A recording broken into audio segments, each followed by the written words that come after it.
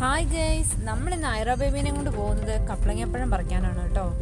ഓരോ നാട്ടിലെ കപ്ലങ്ങ, പപ്പായ, കർമൂസ് എന്നിങ്ങനെ പേരുകളുണ്ട്. നിങ്ങളുടെ നാട്ടിലൊക്കെ എന്താ പറയുന്നതെന്ന് കമൻറ്റ് ചെയ്യൂ കേട്ടോ. നോക്കി പക്ഷേ പഴുത്തിട്ടില്ല. നമുക്ക് നെക്സ്റ്റ് ഡേ വന്ന് ഇത് പറിക്കാം കേട്ടോ.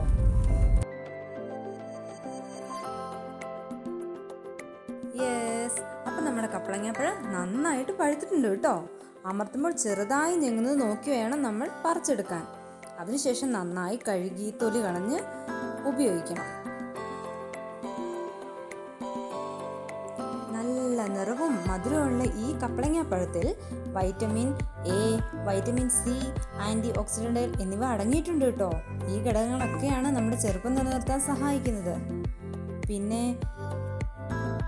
തടി കുറയ്ക്കാൻ ശ്രമിക്കുന്നവർ ഒരു നേരത്തെ ആഹാരത്തിന് പകരം പപ്പായ കഴിക്കുന്നത് ഗുണം ചെയ്യുമെന്ന് കേട്ടിട്ടുണ്ട്. നല്ല കപ്ലങ്ങാപ്പഴം തിരഞ്ഞെടുക്കുമ്പോൾ പകുതി പച്ചനിറവും പകുതി മഞ്ഞ നിറവും ഉള്ളത് എടുക്കണം കേട്ടോ. അപ്പോൾ കപ്ലങ്ങാപ്പഴം അത്ര നിസ്സാരക്കാരനല്ലെന്ന് മനസ്സിലായില്ലേ? എല്ലാവരും കഴിക്കണം കേട്ടോ.